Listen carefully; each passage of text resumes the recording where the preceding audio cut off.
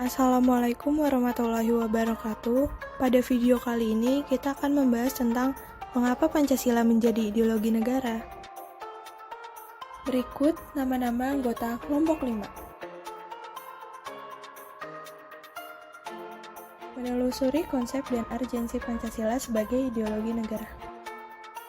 Konsep Pancasila sebagai ideologi negara. Istilah ideologi berasal dari kata idea dan logos.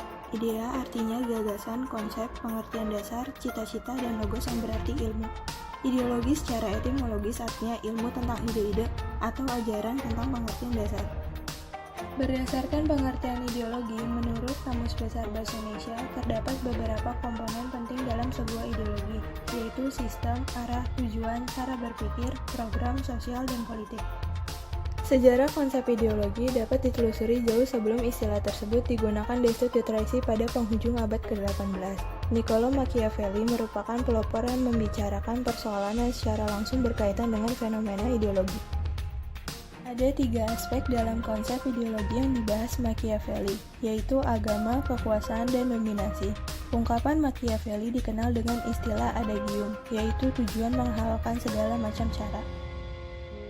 Marx melanjutkan dan mengembangkan konsep ideologi Machiavelli. Menurut Marx, ideologi tidak timbul sebagai penemuan yang memutar balik realita, dan juga tidak sebagai hasil dari realita yang secara objektif gelap atau kabur yang menipu kesadaran pasif. Berikut beberapa tokoh atau pemikir Indonesia yang mendefinisikan ideologi. Yang pertama ada Sastra Prateja, yang kedua ada Suryanto, yang ketiga ada Mubyarto.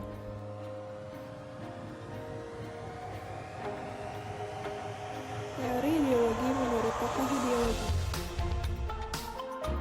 Yang pertama ada Martin Seligman. Menurutnya, ideologi sebagai sistem kepercayaan merupakan sekumpulan kepercayaan dan penolakan yang diungkapkan dalam bentuk pernyataan yang bernilai yang dirancang untuk melayani dasar-dasar permanen yang bersifat relatif bagi sekelompok orang. Menurutnya, ideologi sebagai sistem kepercayaan didasarkan pada 2 hal, yaitu ideologi fundamental dan ideologi operatif. Yang kedua, ada Alvin Goldner. Goldner mengemukakan ideologi sebagai sesuatu yang muncul dari suatu cara baru dalam wacana politis.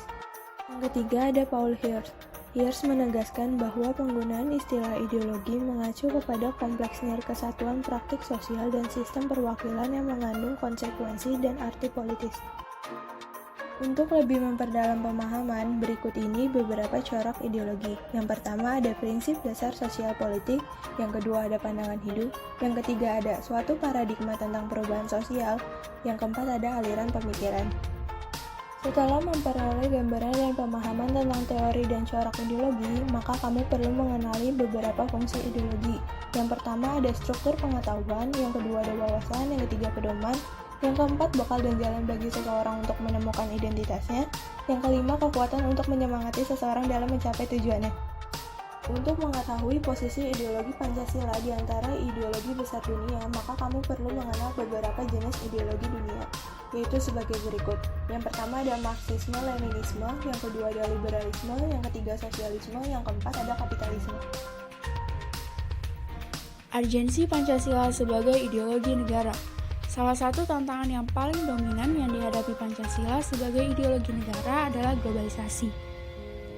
Globalisasi adalah hubungan antara masyarakat suatu bangsa dengan bangsa lain sehingga masyarakat dunia lebih terbuka. Menurut Sastra Prateja, karakteristik kebudayaan global sebagai berikut. Terbukanya budaya bangsa yang mempengaruhi timbal balik, pengakuan identitas berbagai kelompok dengan pluralisme etnis dan religius, keseimbangan ideologi-ideologi bangsa, kebudayaan global yang bersifat plural dan heterogen, serta nilai-nilai HAM, kebebasan, demokrasi menjunjung tinggi. Perkembangan globalisasi begitu cepat dan menjadi tantangan sendiri bagi Pancasila. Adapun fase-fase perkembangan globalisasi sebagai berikut. Fase embrio berlangsung di Eropa dari abad ke-15 sampai abad ke-18 dengan munculnya komunitas nasional dan runtuhnya sistem transnasional abad tengah. Fase pertumbuhan abad ke-18 dengan ciri pergeseran kepada gagasan negara kesatuan. Fase take off berlangsung dari 1870 sampai pertengahan 1920 yang ditandai dengan diterimanya konsep baru tentang negara kebangsaan. Fase ketidakpastian berlangsung dari 1960 sampai 1990, ditandai dengan munculnya gagasan dunia ketiga, proliferasi nuklir, dan canggihnya media global. Fase kebudayaan global ditandai oleh perubahan radikal di Eropa Timur, Uni Soviet, dan melemahnya konfrontasi ideologi. Fase perjuangan dimulai pada tahun 1920 sampai pertengahan 1960, ditandai dengan meningkatnya konflik internasional dan ideologi, seperti kapitalisme, sosialisme, fasisme, dan nazisme. Maka dibentuklah Perserikatan Bangsa-Bangsa untuk menangani konflik tersebut.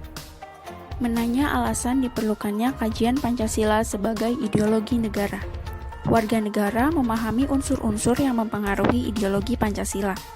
Unsur ateisme yang terdapat dalam ideologi Marxisme atau komunisme yang bertentangan dengan sila ketuhanan yang Maha Esa. Unsur individualisme dalam liberalisme tidak sesuai dengan prinsip nilai gotong royong dalam sila keadilan sosial bagi seluruh rakyat Indonesia. Unsur kapitalisme yang memberikan kebebasan individu untuk menguasai sistem perekonomian negara yang tidak sesuai dengan prinsip ekonomi kerakyatan. Pancasila sebagai ideologi, selain menghadapi tantangan dari ideologi-ideologi besar dunia, juga menghadapi tantangan dari sikap dan perilaku kehidupan yang menyimpang dari norma-norma masyarakat umum. Tantangan itu meliputi terorisme dan narkoba. Ancaman yang ditimbulkan oleh aksi terorisme antara lain, rasa takut dan cemas yang ditimbulkan oleh bom bunuh diri mengancam keamanan negara dan masyarakat pada umumnya. Aksi terorisme dengan ideologinya menebarkan ancaman terhadap kesatuan bangsa, sehingga mengancam disintegrasi bangsa. Aksi terorisme menyebabkan investor asing tidak berani menanamkan modal di Indonesia, dan wisatawan asing enggan berkunjung ke Indonesia, sehingga mengganggu pertumbuhan perekonomian negara. Ancaman yang ditimbulkan oleh penyalahgunaan narkoba antara lain, penyalahgunaan narkoba di kalangan generasi muda dapat merusak masa depan mereka, sehingga berimplikasi terhadap keberlangsungan hidup bernegara di Indonesia. Perdagangan dan peredaran narkoba di Indonesia dapat merusak reputasi negara Indonesia sebagai negara yang berlandaskan pada nilai-nilai Pancasila, dan merugikan sistem perekonomian negara Indonesia karena peredaran ilegal tidak sesuai dengan peraturan perundang-undangan. Penyelenggara negara memahami dan melaksanakan Pancasila sebagai ideologi negara. Magnis Suseno menegaskan bahwa pelaksanaan ideologi Pancasila bagi penyelenggara negara merupakan suatu orientasi kehidupan konstitusional. Artinya, ideologi Pancasila dijabarkan ke dalam berbagai peraturan perundang-undangan. Ada beberapa unsur penting dalam kedudukan Pancasila sebagai orientasi kehidupan konstitusional. Kesediaan untuk saling menghargai dalam kekhasan masing-masing.